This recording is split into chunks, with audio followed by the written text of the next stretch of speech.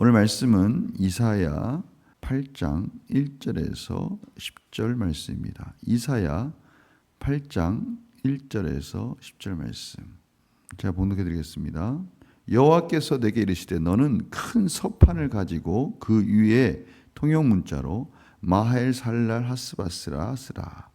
내가 진실한 증인 제사장 우리야와 에벨의 가야의 아들 스가랴를 통해 증언하게 하리라 하시더니 내가 내 아내를 가까이 하매 그가 임신하여 아들을 낳은지라. 여호와께서 내게 이르시되 그의 이름을 마헬살랄 하스바스라 하라. 이는 이 아이가 내 아빠 내 엄마라 부를 줄 알기 전에 다메섹의 재물과 사마리아의 노략물이 아수르 왕 앞에 옮겨질 것임이라 하시니라. 여호와께서 다시 내게 말씀하여 이르시되 이 백성이 천천히 흐르는 실로아 물을 버리고 르신과 르말리아의 아들을 기뻐하느니라. 그러므로 주 내가 흉흉하고 창일한 큰 하수 곧 아수르 왕과 그의 모든 위력으로 그들을 뒤덮을 것이라. 그 모든 골짜기에 차고 모든 언덕에 넘쳐 흘러 유다에 들어와서 가득하여 목에까지 미치리라. 임마누엘이여 그가 펴는 날개가 내 땅에 가득하리라 하셨느니라. 너희 민족들아 함성을 질러 보아라. 그러나 끝내 패망하리라. 너희 먼 나라 백성들아 들을지어라. 너희 허리를 동이라. 그러나 끝내 패망하리라. 너희 허리에 띠를 띠라. 그러나 끝내 패망하리라. 너희는 함께 계획하라. 그러나 끝내 이루지 못하리라. 말을 해보아라. 끝내 시행되지 못하리라. 이는 하나님이 우리와 함께 계심이니라. 아멘. 오늘 본문은 이 9절 10절에서 완전히 어조가 바뀌는 것을 보게 됩니다.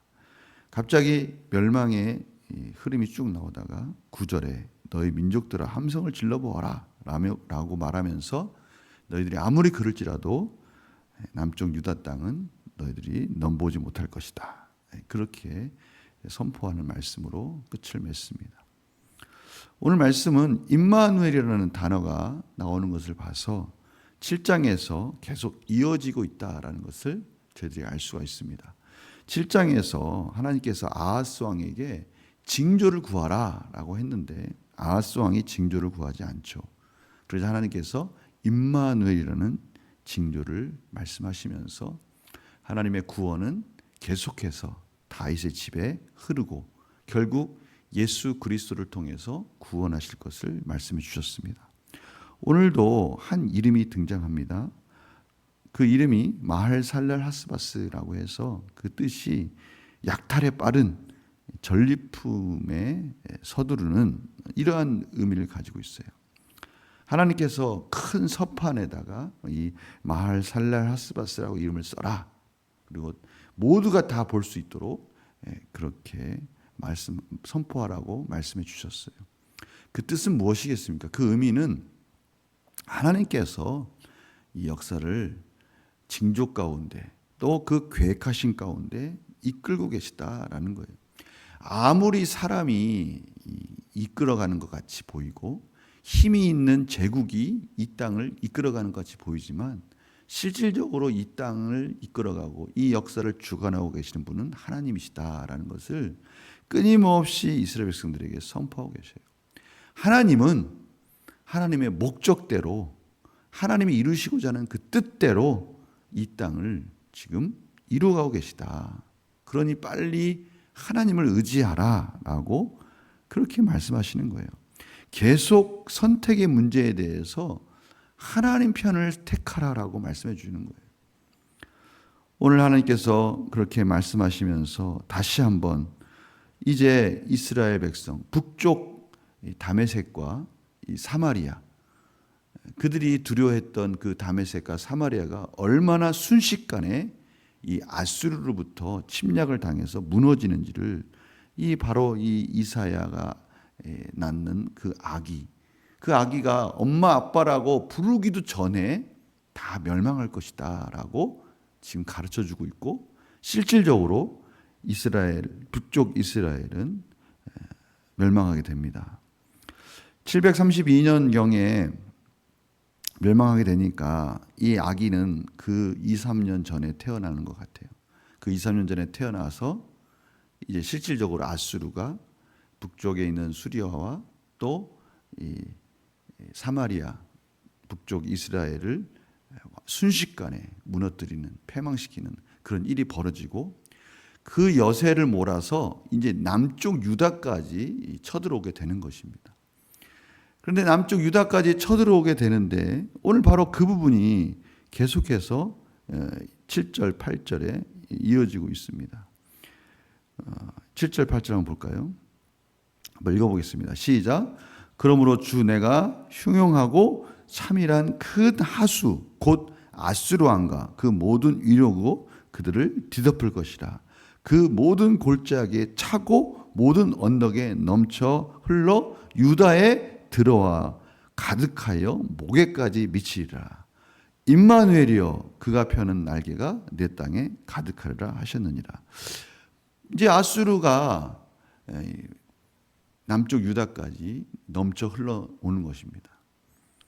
오늘 보니까 창이란 큰 하수랬어요. 유브라데에서 오는 그 큰 하수가 바로 남쪽 유다에 차고 넘쳐서 목에까지 미친다는 거예요. 그런데 갑자기 임마누엘이여라고 그 예수 그리스도의 이름이 등장합니다.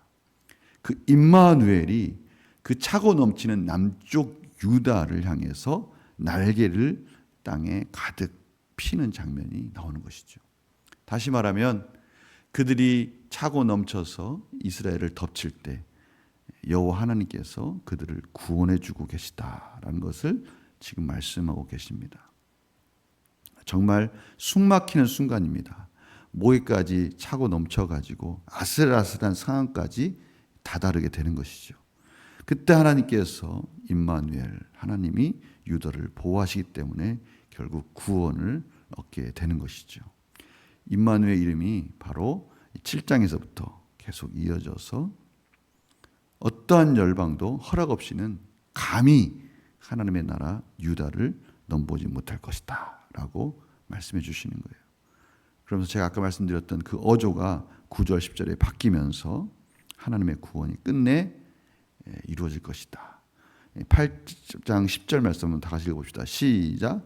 너희는 함께 계획하라. 그러나 끝내 이루지 못하리라. 말을 해보아라.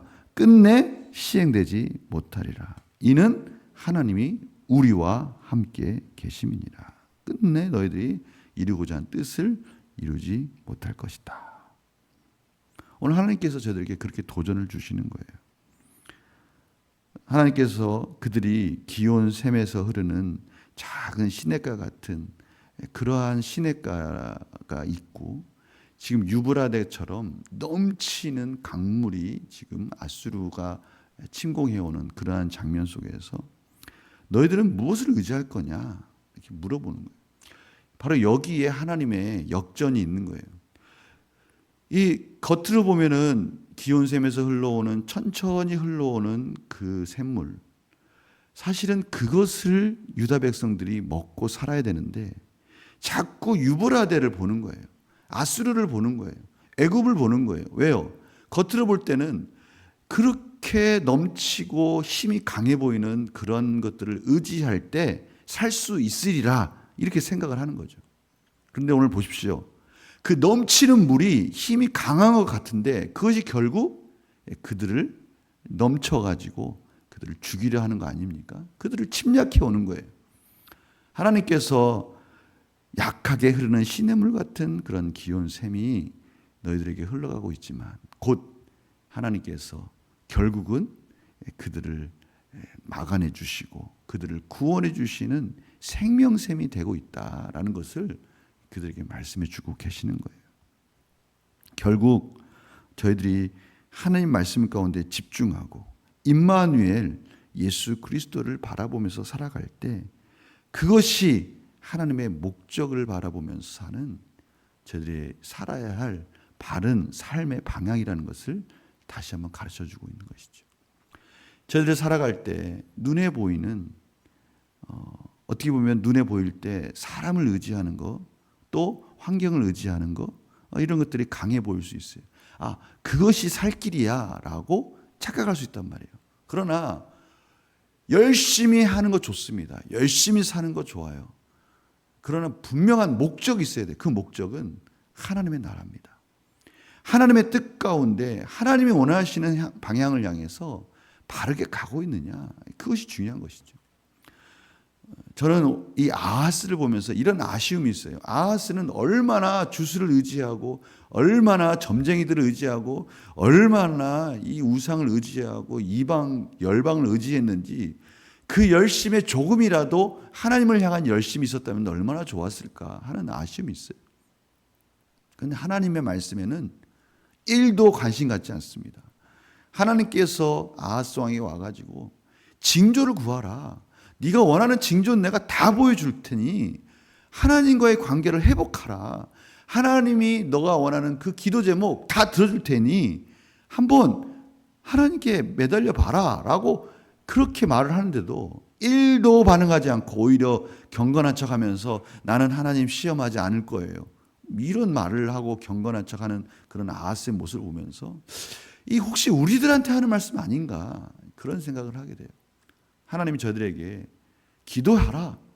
내가 응답해 줄 테니까 나와 풍성한 관계를 맺고 나만을 붙들고 여호와 하나님만을 붙들고 이 세상에 하나님의 뜻 가운데 하나님 나라를 위해서 한번 열심히 달려가 봐라. 그러면 겉으로 볼 때는 연약해 보이고 겉으로 볼 때는 나약해 보일지 모르지만 겉으로 볼 때는 목에 차가 오르는 것 같이 위험한 게 보이지만 결국 임마누엘 예수 그리스도 안에서 놀라운 구원을 맛보게 될 거다라고 말씀해 주시는 이 하나님의 음성에 저희들이 아멘하고 순종하시는 그런 복된 인생 되시기를 간절히 축원합니다. 오늘 저희들한테 그렇게 말씀하고 계시는 거예요.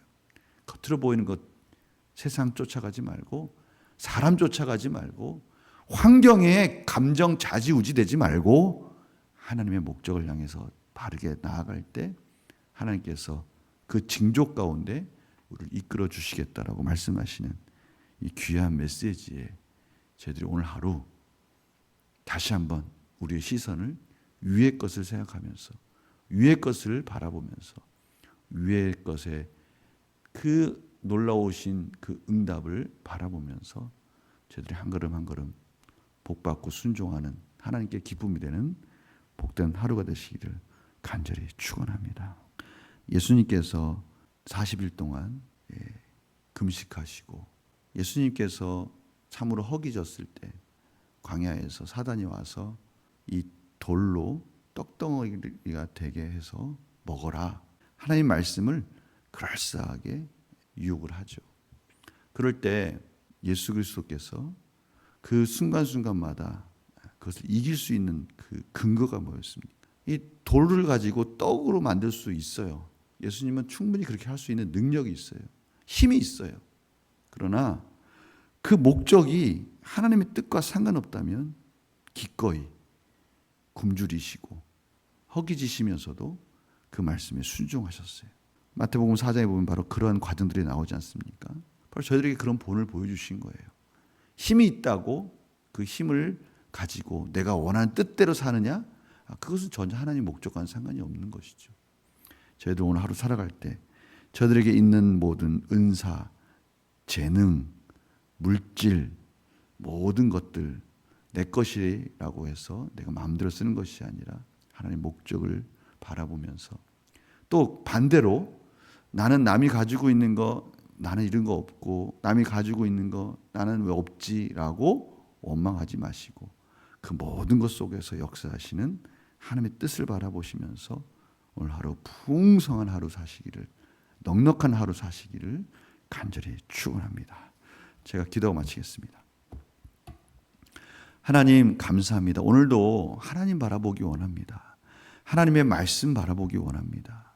사람 보고 환경 보고 좀 있으면 교만하고 좀 없으면 원망하고 그런 삶이 아니라 하나님의 목적을 바라보며 하나님의 뜻을 바라보며 하나님 나라를 바라보며 하나님께서 저희들을 어떻게 이끄신지를 바라보며 그 안에서 순종할 때 저희들에게 넉넉하게 주시고 풍성하게 주시는 은혜를 따라 오늘 하루 승리하는 복된 하루가 될 수 있도록 인도하여 주시옵소서. 오늘 이 메시지가 저희들을 향한 메시지라는 것을 저희들이 깨닫게 하여 주시고, 오늘도 하나님 앞에 기도하며 그 응답을 구하는 그런 하나님의 기쁨이 되는 그런 복된 하루가 될 수 있도록 인도하여 주시옵소서. 감사드리며 예수님의 이름으로 기도드립니다. 아멘.